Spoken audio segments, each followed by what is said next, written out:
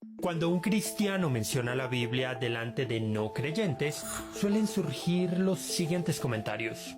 ¿Cuál es la Biblia verdadera? Es que hay varias. ¿Y qué determinó qué libros debían estar ahí? A lo largo de los siglos, los cristianos han confiado en la palabra de Dios como un pilar fundamental de su fe. Sin embargo, muy pocos se han detenido a reflexionar sobre cómo se estableció la lista de los libros que lo componen. Así que puede que no tengan respuestas a las preguntas anteriormente mencionadas. ¿Qué llevó a la Iglesia a reconocer ciertos escritos como inspirados por Dios y al mismo tiempo a rechazar a otros? Este proceso, que se desarrolló a lo largo de varios siglos, no fue arbitrario, sino que involucró un discernimiento cuidadoso y profundo, tanto teológico como histórico. Es necesario entonces traer a colación el término canon, que no solo responde a las necesidades de tener un conjunto claro de escritos autorizados, sino que también nos revela cómo las primeras comunidades cristianas vivieron, predicaron y preservaron el Evangelio. Entender el desarrollo del canon es clave para apreciar la solidez de los textos que forman la Biblia, tal como la conocemos hoy.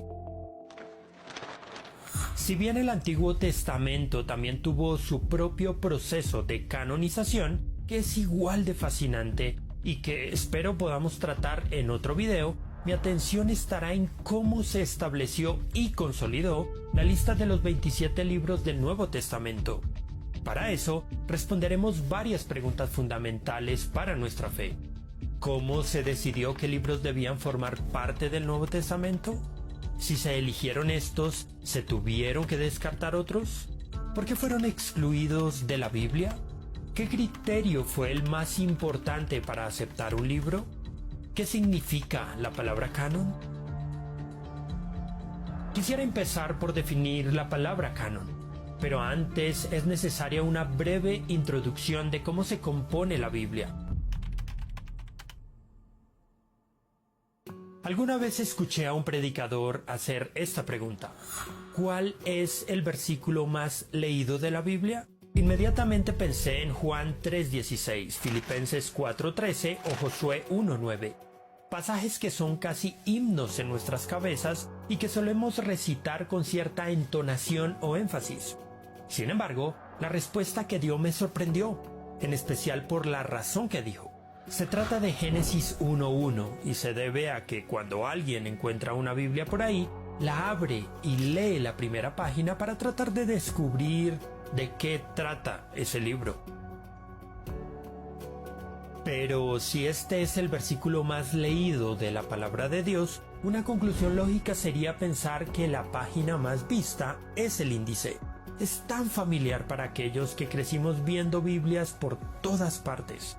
Sin embargo, para alguien que nunca en su vida ha tenido contacto con una Biblia, es probable que esta tabla de contenido sea confusa. Por eso, trataremos de despejar el panorama. Las tablas de contenido de nuestras Biblias generalmente están divididas en dos grandes bloques: Antiguo Testamento y Nuevo Testamento.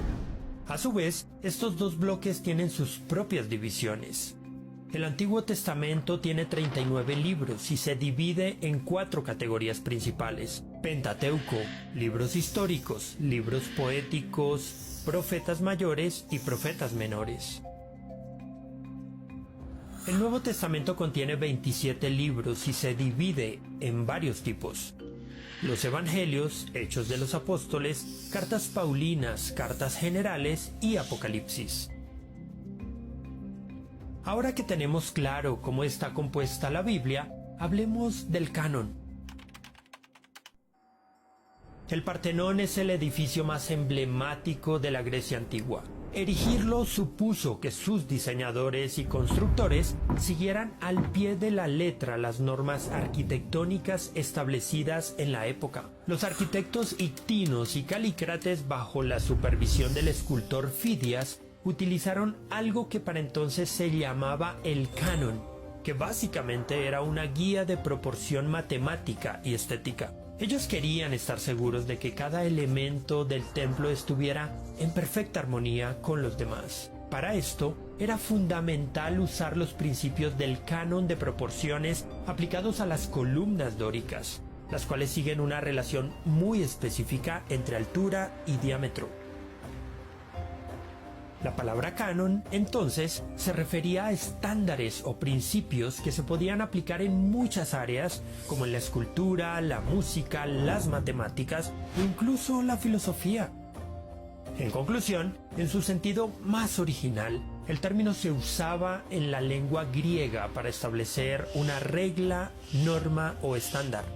Era como una especie de vara medidora. Así pues, como los constructores, matemáticos y filósofos griegos utilizaban un canon para asegurar la precisión de sus obras, la Iglesia primitiva desarrolló un canon de libros que consideraba inspirados por Dios y normativos para la fe cristiana. Recordemos que precisamente fue en el contexto de la cultura y lengua griega en que se desarrolló la Iglesia primitiva, y que el siglo IV fue muy importante a nivel doctrinal. Durante ese tiempo se definieron varios estándares doctrinales claves, como el credo de Nicea o el credo niceno-constantinopolitano, que fueron cruciales en la lucha contra herejías, como la del arrianismo, que fue bastante influyente. También se buscó combatir desviaciones doctrinales, como el docetismo y el gnosticismo. Muchos de estos movimientos herejes habían creado o promovido cierta cantidad de libros adjudicados a apóstoles o personajes importantes de los tiempos de Jesús, pero que contenían doctrinas o principios claramente heréticos. Ejemplos de estos son el Evangelio de Tomás y el Evangelio de María Magdalena, el Evangelio de Judas, los Hechos de Pablo y los Hechos de Pedro. Antes de continuar hacia el siglo IV, debemos retroceder 200 años y revisar a un personaje clave en todo este asunto.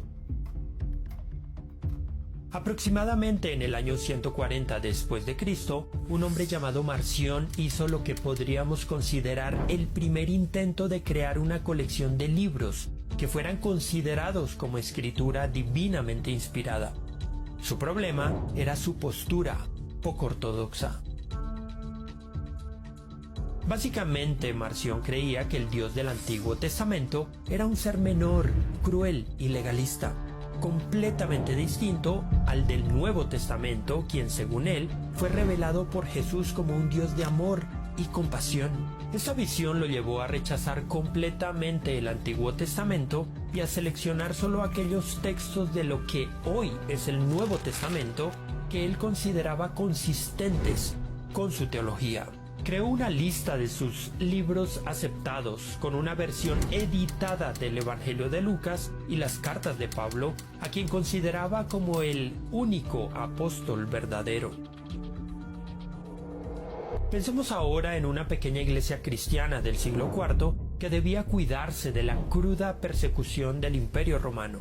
Esos creyentes discipulaban a sus nuevos conversos con el credo de los apóstoles y en su liturgia probablemente se leía la escritura, pero se tenía acceso limitado a ella, ya que los libros que la conformaban eran objetos individuales y era necesario un copista para tener reproducciones fieles de los mismos.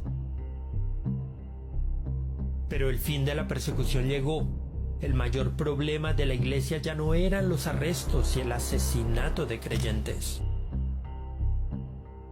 La tolerancia al cristianismo después del edicto de Milán, la conversión de Constantino y el impulso que esto le dio al crecimiento de la iglesia terminaron creando la necesidad de afirmar la doctrina, la estructura eclesiástica y establecer estándares más claros. Además, la proliferación de textos apócrifos y gnósticos generó la necesidad de establecer cuáles libros eran verdaderamente inspirados por Dios. Un hecho clave en todo este asunto fue el Concilio de Nicea, que aunque no trató directamente el tema del canon, sí definió la doctrina trinitaria y formuló el Credo de Nicea, que afirmaba que Cristo es de la misma substancia que el Padre. Al rechazar el arrianismo, se reafirmó la importancia de los evangelios canónicos y las epístolas apostólicas, que eran utilizados por los defensores de la ortodoxia para argumentar a favor de la divinidad de Cristo. Eso subrayó la necesidad de que la Iglesia formalizara cuáles libros podrían considerarse autoritativos. Ahora revisemos otros intentos de establecer una lista oficial de los libros que conformarían el Nuevo Testamento.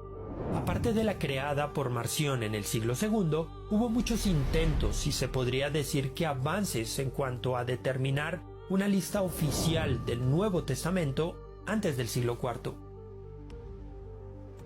Ireneo de León fue uno de los primeros en defender la autoridad de Mateo, Marcos, Lucas y Juan como los únicos evangelios auténticos. En consecuencia, rechazó los evangelios apócrifos y gnósticos. También utilizó ampliamente las cartas de Pablo y otros escritos apostólicos en su obra Contra las herejías, un tratado en contra del gnosticismo. Su aporte principal fue defender un núcleo esencial de escritos apostólicos, lo que contribuyó a establecer la idea de que algunos textos eran más autoritativos que otros. Hacia el año 1740, Ludovico Antonio Muratori, un erudito italiano, descubrió un fragmento de un manuscrito al que se le llamó fragmento muratoriano por su apellido. El texto en sí data del siglo II y ofrece una lista de libros considerados canónicos en una comunidad cristiana que incluye la mayoría de los libros del Nuevo Testamento, pero no menciona a Hebreos, Santiago, Primera y Segunda de Pedro y Tercera de Juan. También integra otros textos como el Apocalipsis de Pedro, que más tarde fue rechazado. Orígenes de Alejandría, uno de los teólogos más influyentes del siglo III, también citó muchos de los libros del Nuevo Testamento que fueron posteriormente incluidos en el canon, pero reconoció que había disputas sobre algunos de ellos, como Hebreos, Santiago, Segunda de Pedro y Tercera de Juan. Además, mostró que ya había un núcleo claro de textos aceptados, como los Evangelios y las cartas de Pablo, aunque algunas epístolas aún estaban en debate. Luego, en su obra Historia Eclesiástica, escrita alrededor del año 325 después de Cristo, Eusebio de Cesarea, famoso historiador de la Iglesia, clasificó los libros del Nuevo Testamento en tres categorías: los aceptados universalmente, los discutibles y finalmente los espurios. Sobre los primeros escribió: En primer lugar, se debe colocar la tétrada de los Evangelios. Estos van seguidos del relato de los Hechos de los Apóstoles. Después se deben considerar las epístolas de Pablo. Próximas a ellas se deben reconocer la supuesta primera epístola de Juan y la de Pedro. Además de ellas, se debe colocar, si parece bien, el Apocalipsis de Juan. Respecto a la epístola a los Hebreos, Eusebio consideraba que debía ser incluida entre las cartas del apóstol Pablo. Sobre los libros discutibles escribió: A los libros que son discutibles, pero no obstante conocidos por la mayoría, pertenecen la supuesta epístola de Santiago y la de Judas, la segunda epístola de Pedro y la supuesta segunda y tercera de Juan, tanto si son del evangelista como si pertenecen a otra persona con el mismo nombre. Con respecto a los que debían ser rechazados, afirmó: Entre los libros espurios deben reconocerse los Hechos de Pablo, el denominado Pastor, el Apocalipsis de Pedro y además la supuesta epístola de Bernabé y las presuntas enseñanzas de los apóstoles. La labor de Eusebio al recopilar información sobre la aceptación de los libros del Nuevo Testamento en las diferentes iglesias muestra que para principios del siglo IV había un consenso creciente sobre la mayoría de los libros del Nuevo Testamento, aunque algunos textos seguían siendo objeto de debate. Eso resulta interesante, ya que las evidencias indican que antes de que el cristianismo fuera la religión oficial dentro del Imperio Romano, el canon del Nuevo Testamento ya estaba bastante bien establecido. Ahora vamos a mencionar a un personaje fundamental en mucho de lo que sucedió en el siglo IV en la Iglesia, desde su papel crucial en la lucha contra el arrianismo hasta su influencia en la definición del canon de las Escrituras. Se trata de Atanasio de Alejandría. En el año 367 después de Cristo, Atanasio escribió un texto hoy conocido como Carta Festal. Las misivas básicamente eran enviadas a las diferentes iglesias para anunciar la Pascua y proporcionar orientación pastoral. Pero en la Carta Festal de ese año, Atanasio aprovechó la oportunidad para clarificar los libros que deberían ser considerados canónicos y los que debían ser rechazados. Él se convirtió en el primer líder cristiano importante en usar la palabra canon para referirse a los 27 libros del Nuevo Testamento, aunque vale la pena aclarar que, como hemos visto, la idea ya se estaba discutiendo y desarrollando antes de él. El papel de Atanasio no fue menor. Además de su lucha contra la herejía arriana y su papel clave en el Concilio de Nicea, su declaración del canon del Nuevo Testamento fue crucial. Como obispo de Alejandría tuvo gran influencia tanto en la Iglesia oriental como en la occidental. Esto fue crucial para la consolidación de un canon unificado en todo el mundo cristiano. Su autoridad como teólogo y líder hizo que su propuesta fuera altamente respetada en todo el mundo de la Iglesia. Sin embargo, las cosas no terminaron allí. Se requería un consenso oficial por parte de la Iglesia para fijar el canon del Nuevo Testamento y convertirlo en un estándar para todas las congregaciones. Esta idea se siguió consolidando en las décadas posteriores. Personajes como Cirilo de Jerusalén y Gregorio Nacianceno, con la excepción de que este último no incluyó el Apocalipsis, reforzaron la idea de un canon inspirado, como el propuesto por Atanasio.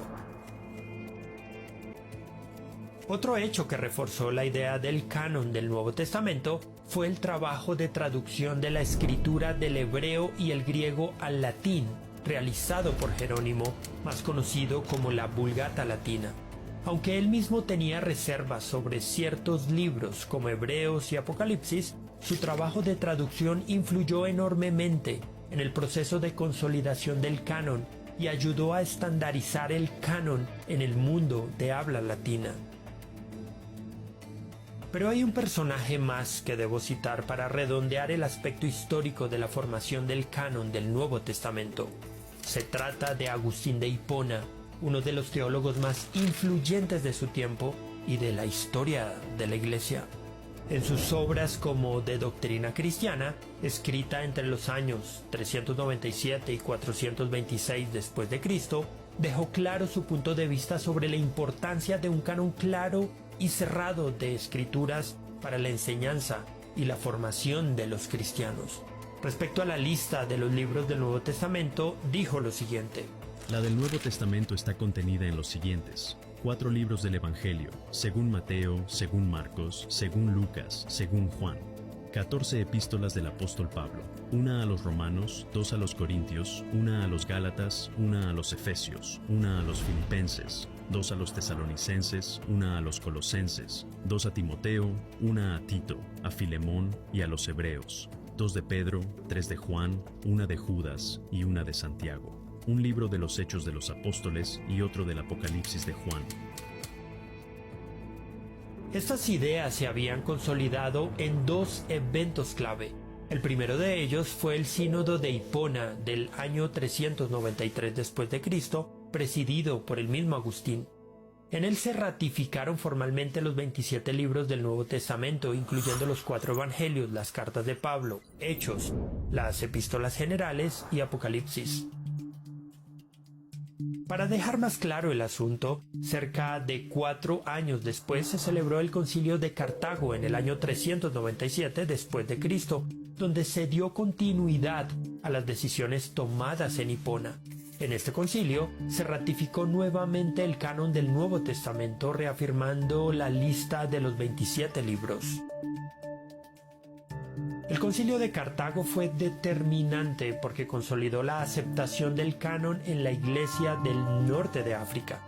Los obispos presentes reafirmaron que no debían leerse en las iglesias otros libros bajo el nombre de Escritura Divina que no fueran los reconocidos en el concilio. De esta manera, Cartago confirmó la autoridad de los textos aprobados en Hipona y avanzó hacia la unificación del canon en Occidente. Ahora surge una pregunta: ¿un concilio regional de la Iglesia influiría en toda la Iglesia universal?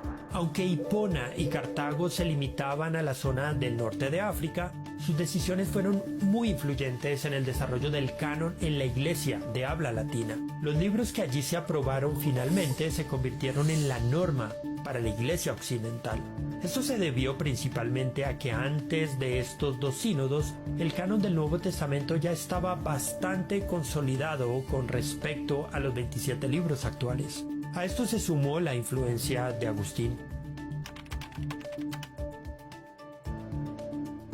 Esencialmente, la Iglesia tuvo 4 criterios para determinar el canon del Nuevo Testamento. El primero fue la apostolicidad o antigüedad. Esto quería decir que cualquier libro que fuera aceptado como parte del canon del Nuevo Testamento debía estar relacionado con los apóstoles de alguna manera. Debía haber sido escrito por un apóstol o por alguien cercano a ellos como un discípulo, lo cual implicaba su antigüedad. La autoridad apostólica fue un criterio clave para la aceptación de un libro, ya que los apóstoles fueron testigos directos de la vida y enseñanzas de Cristo. El segundo criterio fue la coherencia doctrinal. Para efectos prácticos, esto quería decir que los libros aceptados como parte del Nuevo Testamento debían estar en armonía con la doctrina ya reconocida por la Iglesia. Los libros que contenían enseñanzas contrarias o heréticas, como los textos gnósticos o los escritos de sectas, fueron rechazados. El tercer criterio fue la catolicidad o universalidad. Esto quería decir que para que un libro fuera aceptado en el canon, debía haber sido ampliamente reconocido y utilizado en la mayor parte de las iglesias. Si un libro solo era utilizado en ciertas comunidades o tenía un uso limitado, su canonicidad era cuestionada. El cuarto y último criterio era el uso litúrgico del libro. En consecuencia, los textos que se leían regularmente en el culto, que servían para la edificación de la iglesia y que cumplían con los anteriores requisitos, fueron considerados canónicos. Estos criterios no se aplicaron de manera oficial en un solo concilio, sino que se desarrollaron progresivamente y de manera tácita durante los siglos II al IV dentro de la comunidad cristiana, aunque hay que decir que fueron formalizados en concilios como los de Hipona del 393 y Cartago del 397.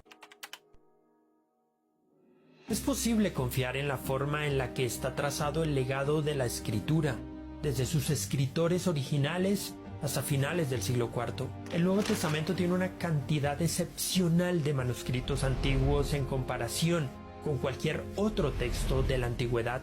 Se han conservado más de 5.800 en griego y decenas de miles en latín y otros idiomas antiguos.